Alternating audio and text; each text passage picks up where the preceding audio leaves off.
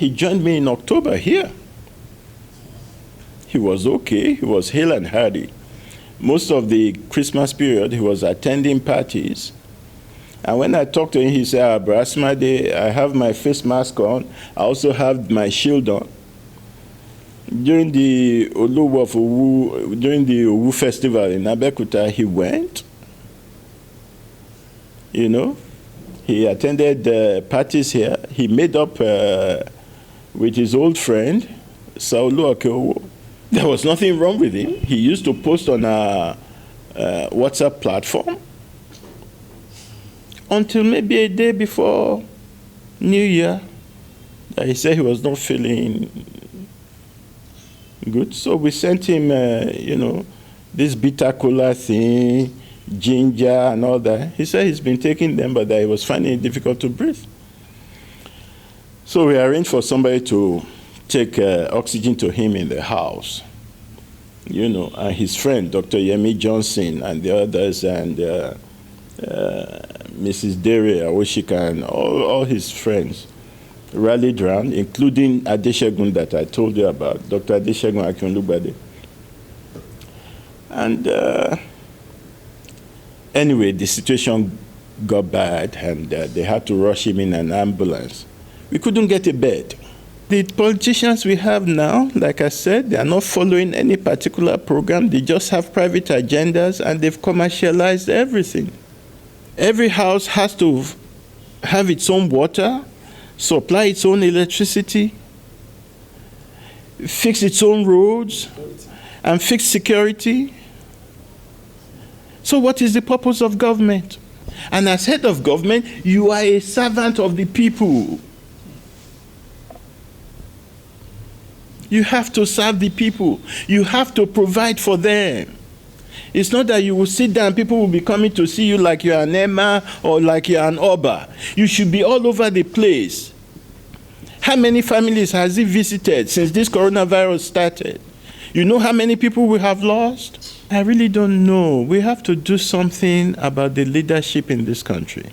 I think the people themselves should come up. I'm not talking about, you know, just demonstrating or anything like that. Don't let all this religious bigotry constrain us.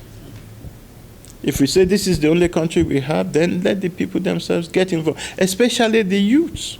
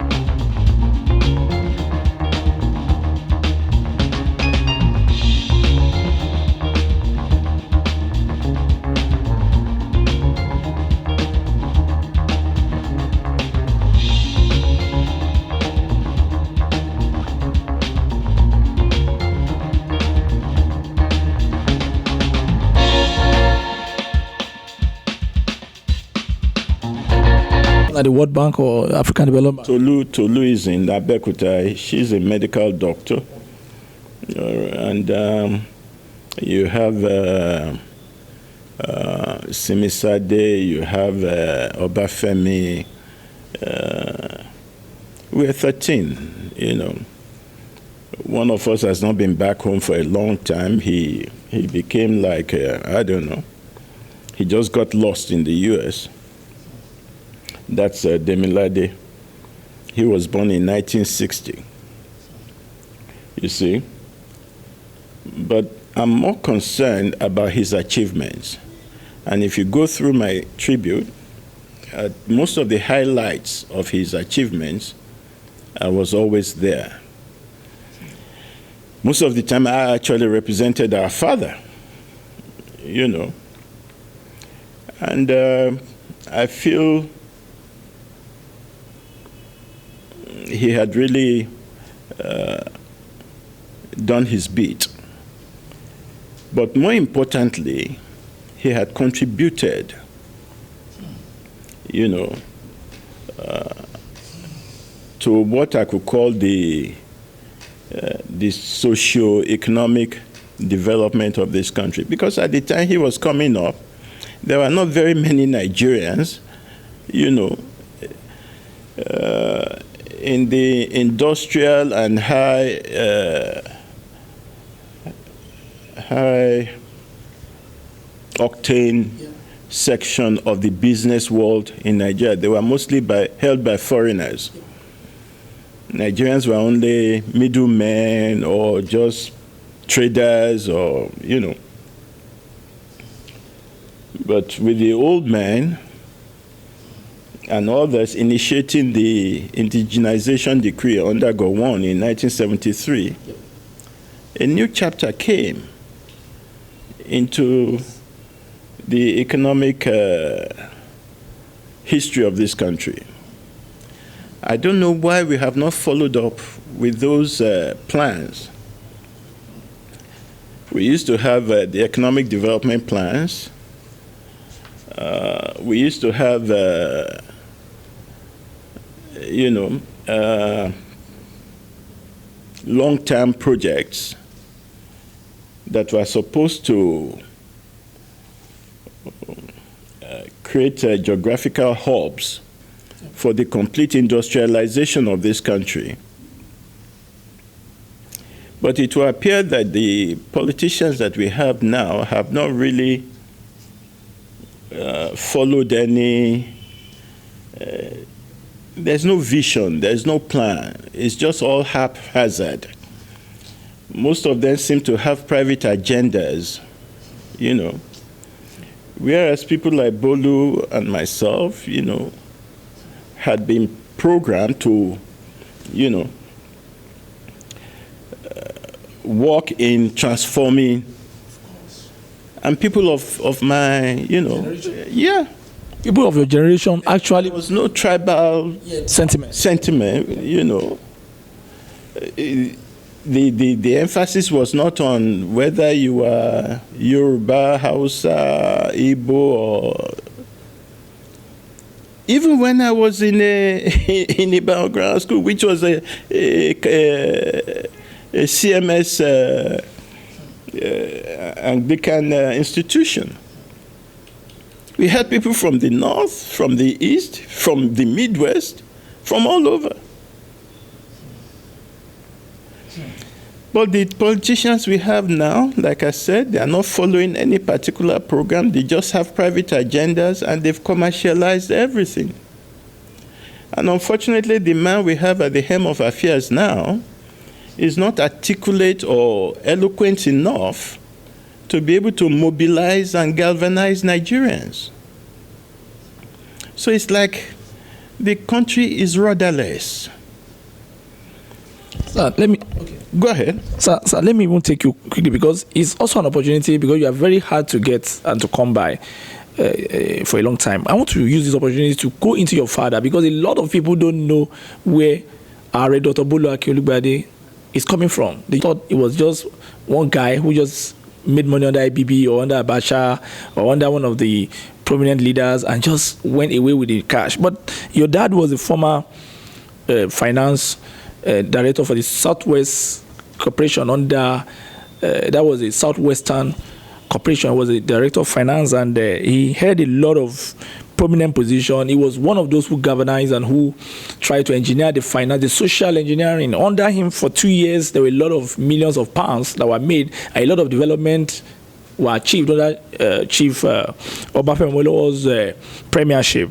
And if we look at the late Chief Obi Akin-Olugbade on banks, what he said in the chapter 40 of the book, he said, what I would like to refer to is the lack of measures to encourage indigenous bank in this country. It is plain that this government, the federal government, cannot be a true nationalist government unless our banks are made strong enough to provide the money which our government needs. That is on banks, on banking reform. That's what he said when he was at the Federal House as a leader of the opposition. Then on judges in the Federation, because he was also a lawyer, he said, the other point I would like to observe is about the condition of service of the judicial bench. We have judges, magistrates, but the volume of work being coped with by these judges and magistrates is so much for them, with the result that most of these judges are being paid inadequate remunerations. Most of the magistrates are being overworked and not being paid adequate remuneration. The result is that today it is a rare occurrence to see some of the judges living up to the Davidian span of life, which is 70 years. I think our government at the federal level should give serious consideration to this important arm of government, that is on judges and legal reform in the country. The late Chief Ohu Babatunde Akin-Olugbade also said something on the police, because we just finished the NSAS last year. On police reform, he said, whatever one may say about the Nigerian police force, I think they deserve praise for their efforts in maintaining law and order in this country. I think there's real need for organization and intensive training of the Nigerian police force. There are so many aspects of that important institution in the government of this country which requires drastic measures. In all civilized countries, police officers are recruited and posted to places where they have peculiar knowledge and the characteristic traits of each family. Because we are talking about Amotekun now. We are talking about posting a Yoruba police to Hausa and posting an Hausa police to the Palace of the Oba of Benin.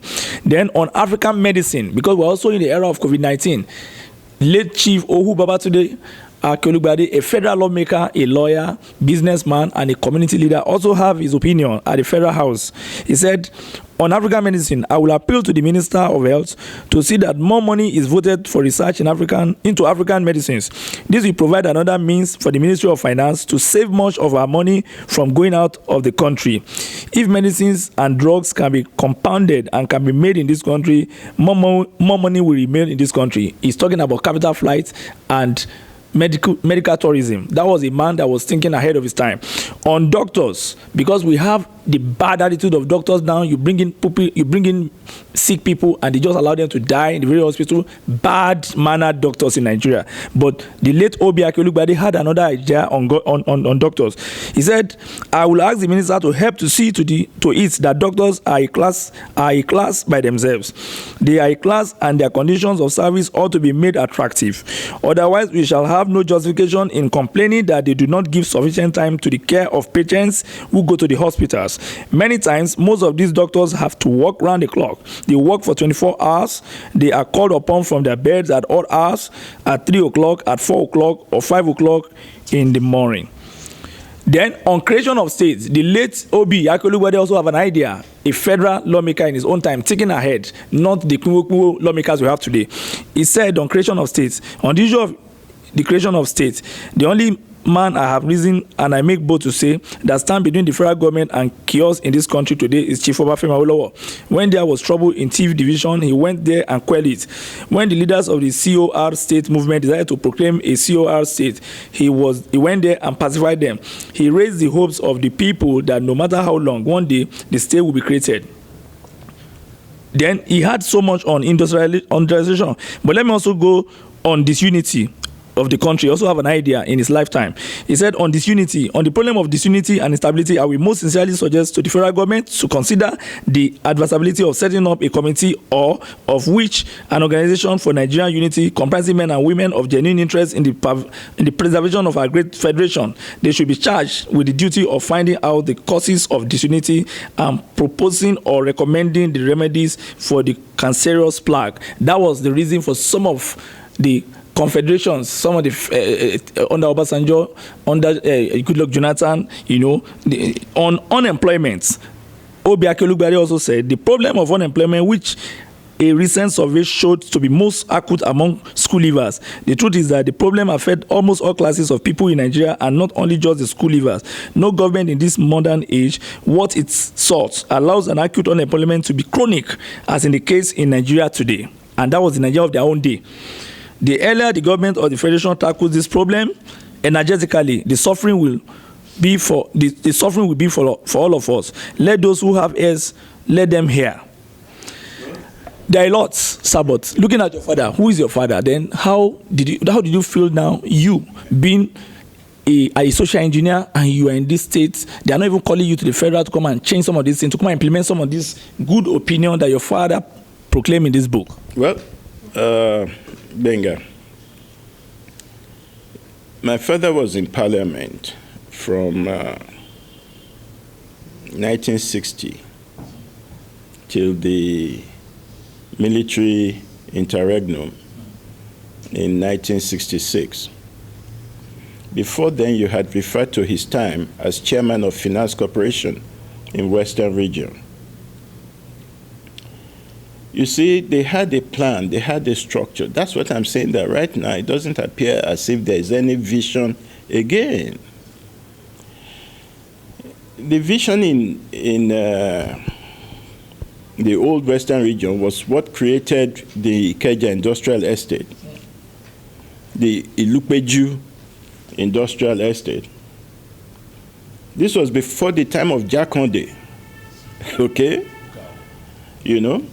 And then when you get to their own set, you saw what they did within the limited resources available at the time.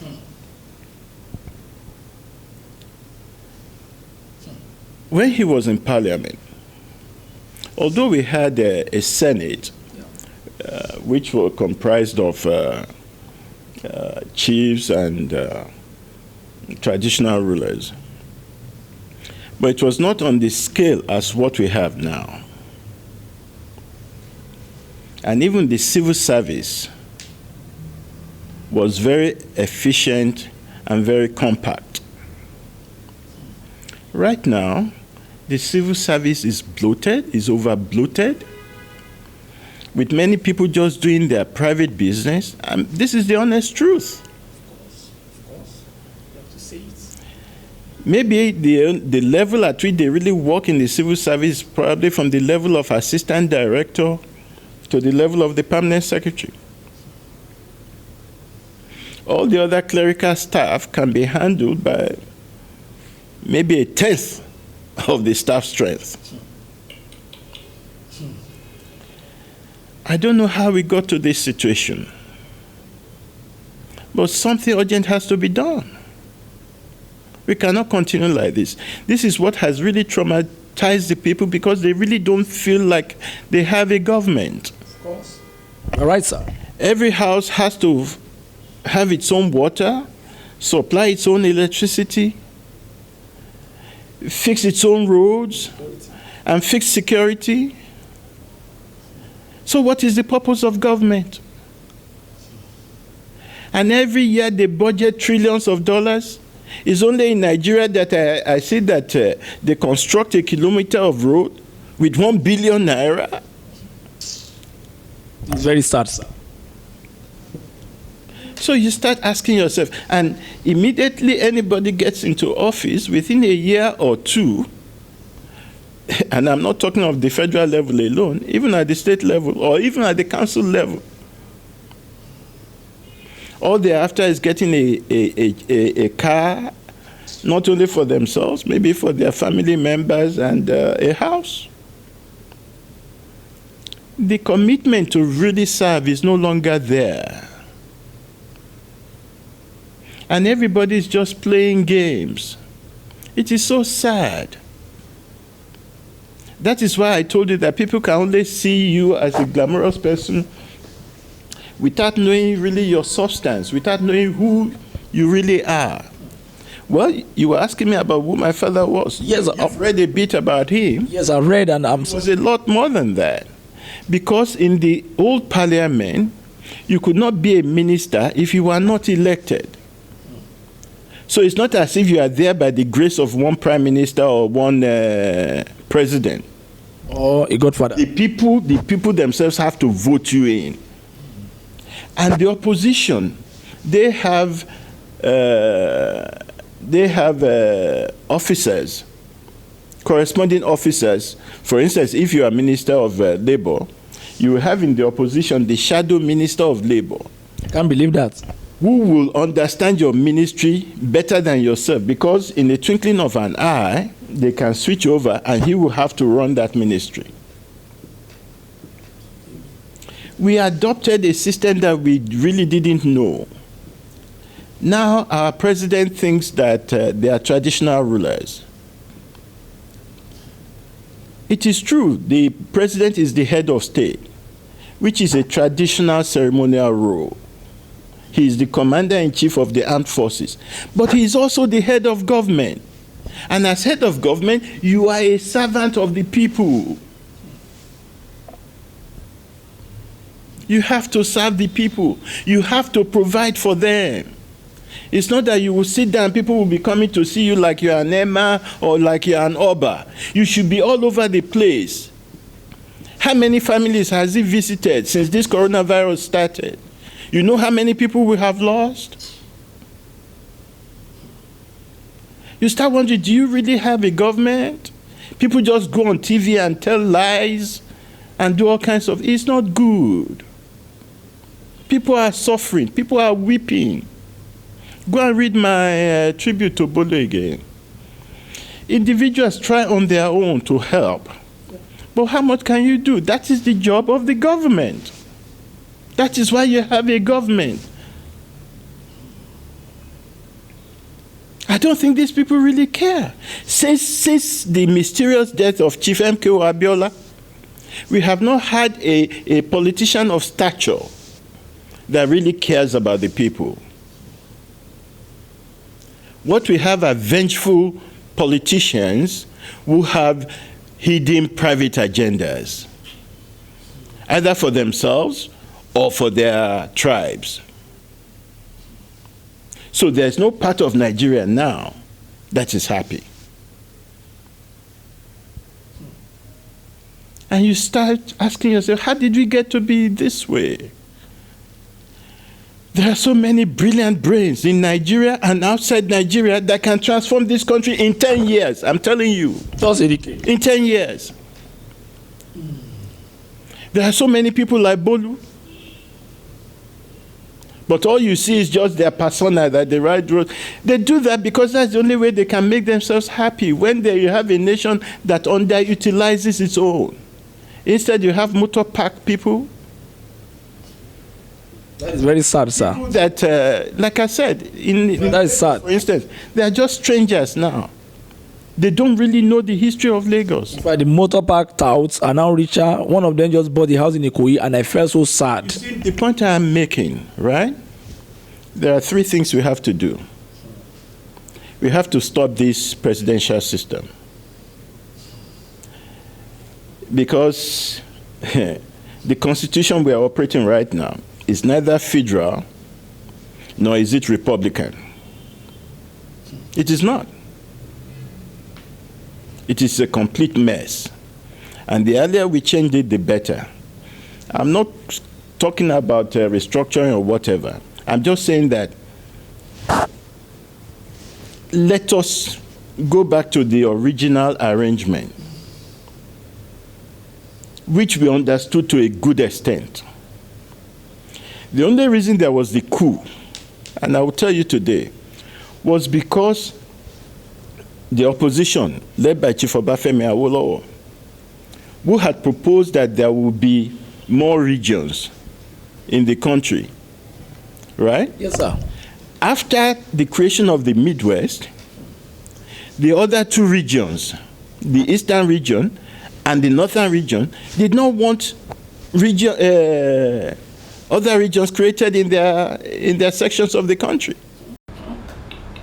Because we are going to create the Calabar-Ogoja Rivers region, and we are going to create the Midwestern, Mid-Belt region in the north. But because both the MPC and the NCNC were in government, they did not want that. But why? Well, because they wanted control. The censor. Of course. And want autonomous. They had been in control, really, since before independence, when we were practicing limited self-government. Yes, we did have a few Yorubas in the cabinet, but it was mostly the Northerners and the Igbos. And they preferred the status quo. They have found oil in Nigeria longest time. Before the 1958 or 1959, they were saying, because at that time, the shell was already operating in today's Imo. The estate is still there till today. In Imo State of today? Yes. They were already making that. And the East didn't want to let that go. They didn't want anybody to know much about it. Well, it was the colonial government. So what they are doing now is behaving like the colonial government. All the politicians are behaving like they are colonial masters, riding roughshod over the people. Anyway, until we change that system, have a parliament where the ministers, the senior officers themselves are elected by the people. All right? When we sit down and we look at a situation whereby money, votes are being bought, there are godfathers in politics, there are a lot of complexities now. How do you... To change overnight. Okay. But at least let's get the structure in place first. Even if you restructure and you have 6 different countries or whatever, the same system will pervade except you change the structure. You know? The same system will pervade. Secondly, we need to know who we really are. We shouldn't be afraid to ask the United Nations to help us to carry out a serious census. You cannot plan if you don't know how many students you are bringing out every year. All they are doing is extrapolation. Whereas you should be able to plan at least 10 years ahead, that in 10 years we will have 1.5 million graduates. And this is the percentage that will be in technology. This is the percentage that will be in sciences. This is the percentage that will be in the liberal arts. This is the percentage that will be in agriculture. If you fail to plan, then you plan to fail. And Nigeria is already failing. We have to admit it to ourselves. Some of us have been involved in this thing since 1968 when I entered the university. The politicians, they were using us as a kind of input. They would get all the young people to write position papers for them. And they will use that to, you know, to keep planning ahead. We don't have anything like that going now.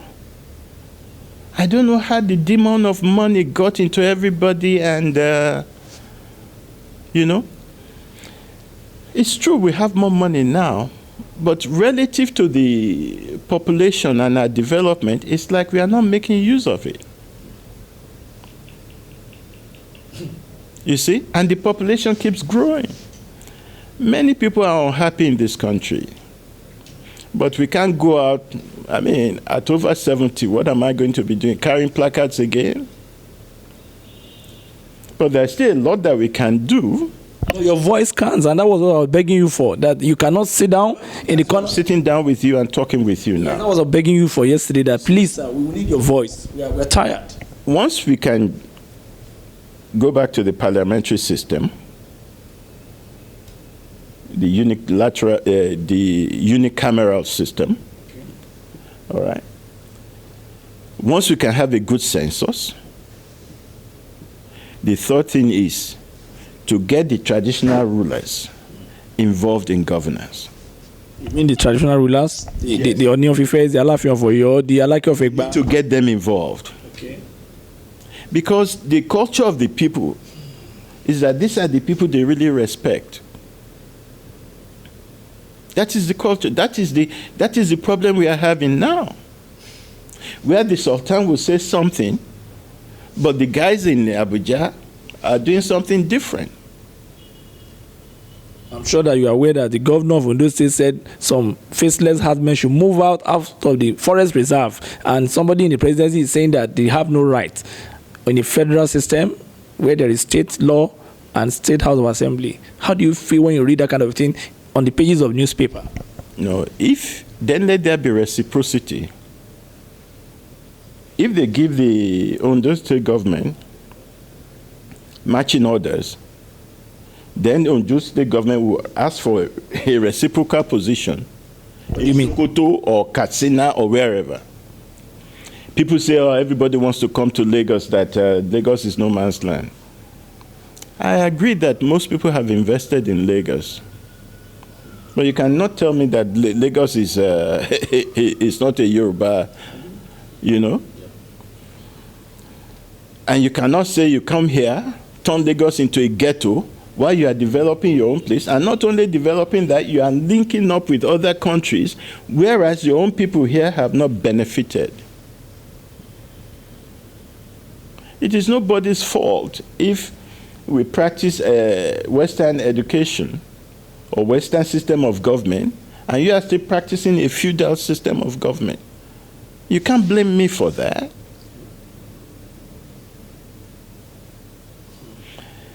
And it is unfortunate, because we had already agreed all these things before we even got our independence. But why did we go back on them? It can only amount to one thing, that there are people teleguiding the politicians from outside. And it's so obvious. All the resources of this country are being carted out every day. The borders are so porous. I shudder what will happen in another 15, 20 years. Are you afraid for your own children and grandchildren? I'm afraid for Nigeria as a whole. Usually I'm an optimistic person, and I know that we can still do. It's not too late, you see, because God works in mysterious ways. He can still perform his wonders. He can still use people that you don't even expect that will come up. And all these rascals that you see parading themselves as leaders now will have to give way. Sir, before I round up, I'm so sad when you talk about Lagos, because Lagos should be the basium of social, cerebral socialism. I mean, that was where everything began and ended. Lagos colony, social life, music, arts, everything. But today when you look at Lagos, everything you see on the road is brigandages, boys harassing transporters, commuters. There's a whole lot of, then you hear about all sort of things. The roads are bad. You cannot drive peacefully without visiting your mechanics 1 day or 2 days in a week. And there's kind of an aura that is very negative. The Lagos of your growing years, how was it like? And when you look at that Lagos now, how did you feel as an Akin-Olugbade with business interests here and with a whole lot of social benefits? Well, I had already talked about that earlier on in this interview. You know, Lagos of those days was a glamorous, fashionable, and industrial, progressive city. You know, but you can't blame Nigerians from coming from Benue, from Ekotepene, from Umahia, from Karanamuda to Lagos, because this is the only London they probably will ever visit. Except for Abuja now, but they are already messing up Abuja. You can see shanty towns in Abuja already. We shouldn't be. If you said this capital city was planned, how can you in less than 2 decades, in less than 30 years have shanties? And I mean shanties worse than what you have in Ajegunle or Mushin. I really don't know. We have to do something about the leadership in this country. I think the people themselves should come up. I'm not talking about, just demonstrating or anything like that. Don't let all this religious bigotry constrain us. If we say this is the only country we have, then let the people themselves get involved, especially the youths. And you must be prepared to make sacrifices. It's not going to be an overnight thing, because all these entrenched interests will want to still stay there. But like I told some of my friends the other day, I said, look, let them think that they are taking all their stuff now. There had been people who thought they were all in all. And it's throughout human history. Overnight, they will realize that all they have just been doing was just building a house on sand. And like the Bible tells us, if you build your house on sand, it will, But thank God that, our people the younger ones are more exposed now. Yeah. And they have seen what's going on in the world. So they already have a template on which to build a better country. And let these older guys, and let them just retire. I'm not going to call for a revolution to behead them like J.J. Rawlings did in Ghana.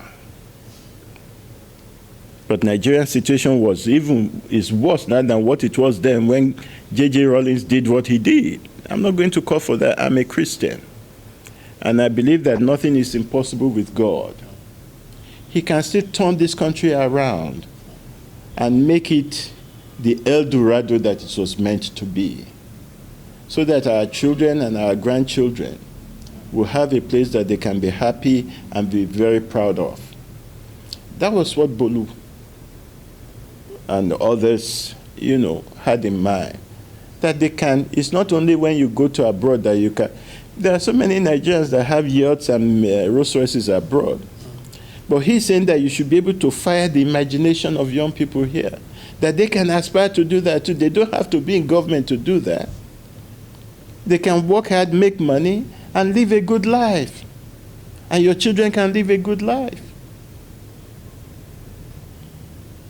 But I'm not sure that we have the right people to do it now. And like I said, it's not just a question of party affiliation. Because believe it or not, I don't see any difference between PDP and APC. What I see is vengeful politicians who really don't love this country, who don't have the fear of God. Because if they have the fear of God, I'm sure they will not be doing some of the things that they are doing. Yes. Yeah. Let me ask you this question before we round up, because I want you to touch on your dad. What was the last moment of Dr. Bolu Akin-Olugbade, and how did you receive his departure? Because I was aware he was in the UK last year. I was trying to get him, and how was his last moment like, and what did... Yes, sir. You see, I was stuck in the UK for about 6 months. When I had gone for my 70th birthday ceremony in March last year. So he visited me in London and then went over to California to meet with his wife and youngest son, Babatunde. So in September, when I was coming back, he also came down and met with me in London. You see, and then he joined me in October here. He was okay, he was hale and hearty. Most of the Christmas period, he was attending parties. And when I talked to him, he said, Bro Sunmade, I have my face mask on, I also have my shield on. During the Owu festival in Abeokuta, he went. He attended parties here. He made up with his old friend, Bolu Akin-Olugbade. I know him, the property merchant. Yeah, and Christmas Day, he was with his younger brother, Dr. Adesegun Akin-Olugbade, and his wife in Ikoyi. The one with African Development Bank? Well, he has retired from African Finance Corporation. He used to be the general counsel and director at ADB, but his wife still works there as a director, you know. But he was with them. There was nothing wrong with him. He used to post on a WhatsApp platform until maybe a day before New Year. He said he was not feeling good. So we sent him, you know, this bitter cola thing, ginger and all that. He said he's been taking them, but that he was finding it difficult to breathe. So we arranged for somebody to take oxygen to him in the house. You know, and his friend, Dr. Yemi Johnson, and the others, and Mrs. Dere Awoshika, and all his friends rallied around, including Adesegun that I told you about, Dr. Adesegun Akin-Olugbade. And anyway, the situation got bad, and they had to rush him in an ambulance. We couldn't get a bed. Beds were filled up. I can't believe that, sir. I'm telling you. In Lagos, yeah? Yes. And the person of his class and personality. All the beds were filled up. Employer of labor. We couldn't get a bed. The situation outside with this pandemic is really serious. You know? Anyway, we had to pay 10 million to get into Pelon. It's not about the money now. I'm just saying that if somebody of high net worth couldn't get a bed, what do you think happens to the ordinary? There are so many people that are dying that are not being reported. That is the honest truth. We are in a crisis. We are in a war situation in this country right now. And like I said, I don't think the government is galvanizing and mobilizing people to handle this situation. It's already gotten out of hand.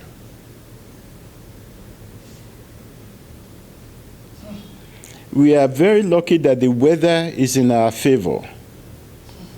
You know, but despite that, we still have a crisis situation on our hands. And the earlier we got it under control, the better. Otherwise, all these plans about further development, restructuring, and all these things will be to nothing. It's only when you have good health that you can really prosper. So at Palion, what happened? At Pelon, he was responding to treatment because the oxygen level had fallen. But at the time, it fell below 50, I think about 43 or so. But then it went back up, and we were thinking that, thank God, he will pull through. But then, like my sister told me, you know, the doctors were also afraid of septicemia. You know that? That is blood clot and other complications, you know. So the video I saw, you could see that the pain was too much, and at that time I think he had made up his mind, you know. That's why I say he was at peace with God. You know, when they say, okay, do you want us to end it? He said, yes. And that speaks volume. I've always told you that he was a very fearless guy. And with the Christian background that he had and everything, he was ready to meet his maker. And we are grateful to God for the life that he led. He really lived a full life, even though it was a very relatively short period. But then I recall that my mother died at 64 too. So God has a way of doing these things. Who are we to query God? He has his own designs. And maybe right now he's positioning somebody, you know, How did you get the information, and how did you feel when you got it? Where were you? Were you in the country then? Yes, I was here. Since September, when I came back, I had not traveled out again. I got the information from my sister, who is also a doctor anyway. In fact, the owner of the Pelon Hospital was my sister's classmate at Queen's College, Yaba. So we thought we had some privileges with them, and we did all we could. But things happen. How are you planning for the funeral now? What are you going to? What do you? I'm older than him, so by tradition, I'm not really, It's Dr. Adeshegun, Bolu's wife, Ladune, and the children, and my children, and his younger brothers that are coordinating the program.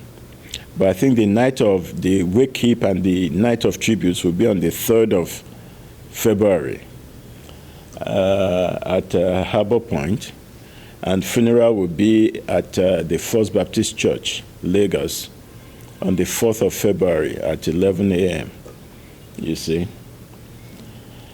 But it's going to be very limited because of the pandemic. We don't want to spread another wave through these events.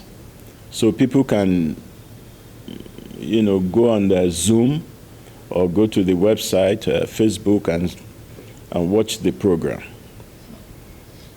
We thank God for his life, and may his soul rest in perfect peace. Amen, sir. Before I round up the interview, your dad, I want you to just say something about the man again, because the man is somebody that, from what I've read about him, is a great Nigerian that is not much appreciated. And for the fact that Dr. Bolu Akin-Olugbade came out from his loins and he was a replica of that man, we need to talk about him. Before he passed on, I read it somewhere that he said something to you and he gave you some instruction. That was when he was going. But how did you witness that last moment with him too? And what do you think he was trying to tell you when he was passing on? Did you think your dad in 1987, I think, what do you think? Was he trying to give you an instruction about Nigeria? Focus was on education.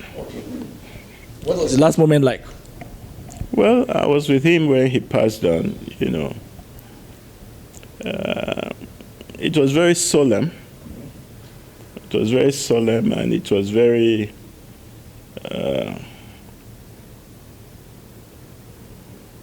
well, you see, don't forget, Dad had been ill. Okay. He had prostate cancer. So he had been treated for that. So he gave us a long notice that he was going. Unlike Bolu's case, which was within 2 weeks. Dad's focus was on the fact that all his children should be trained, and that we should keep the bond of unity in the family. He had virtually groomed me for that anyway, because I was the one working with him. So there was that cordiality. My MBA, they wanted me to work in the bank. They wanted me. I wasn't applying. People were coming for me. Because I was one of the very few people to get an MBA in Nigeria. When we started, we were about 50, and we had an association. So we were very much in demand. But he wanted me to be with him and consolidate his family and his business activities. We thank God. We thank God. The Akin-Olugbade family is like any typical Yoruba family. Apart from being a typical Yoruba family, you see, your dad created a lot. He built for the society. Till today, we still have Akin-Olugbade Center, we have Akin-Olugbade Hospital. He was a different Nigerian. But today now you have Nigerians holding billions in their account. They cannot even do the road in front of their house. Some have churches. Even the road leading to that church, nothing to write home about. So, discuss this. With our law. It's the job of the government. I know government cannot do everything, but when they don't give facilities to the people, you can't get contract from the government now. They have their own men who are getting these contracts. It was not like during my father's time. Look, I got some jobs from Lagos State when late Funshaw Williams was the chief engineer. You didn't have to bribe anybody. They already had all the contractors in different categories. So if you are fit for just doing gutters, you will go to your level. If you are fit for just doing classrooms, and if you are fit for doing the big roads like ARC Nigeria Limited was, then you got it. Even when Funshaw became permanent secretary. And the whole process, or when Mr. Guy Otobo was at the Federal Ministry of Works. These were honest, hard-working Nigerians. That's why sometimes I say I don't understand this country again. So you can imagine how unhappy people are. Majority. Well, especially the elderly ones anyway. But if we accept that we cannot go back to the past, then let us look forward to the future with hope and confidence in God Almighty. But we cannot sit on our backside. We have to be hardworking and hold these people accountable. We have to change this thing before it gets too late. Honestly. On the last note, say something to people that hold you in high esteem in London, people that who see late I read Dr. Bolu Akin-Olugbade as a role model, and very old people in Canada, in London, in America, in Australia, who still have a memory, the good memory of the Akin-Olugbades. They are mostly our family members. It's quite a big extended family, and some of his business associates, So, like I said, if you go to the Night of Tributes, I'm sure you hear a lot of this, I hope I have covered most of the questions, So thank you so much, sir. We want to thank you. Appreciate you coming. Thank you, guys. I want to thank you, and once again I want to say sorry for this great loss, and I want to pray that Lagbara Ọlọ́run ọjọ́ ajínà síra ní fúrẹ́ sọ fúnra wa, and àlàáfíà jọba nínú ilé Akin-Olugbade, ẹ̀mí àgùn, ọlá tó máa wà, àlàáfíà wà, ẹ jèrè àwọn ọmọ yín lágbára Jésù, kò ní irú àtúnirú ẹ̀ mọ́ eléyìí. I want to thank you so much, sir, for this time and this honor. May God bless you so much, and we are going to see what we're going to do further from here to celebrate the legacy of the Akin-Olugbades, especially that of Dr. Prince Boluwasanmi Akin-Olugbade. Till some other time, we want to thank you. I want to tell you, please let the discourse continue.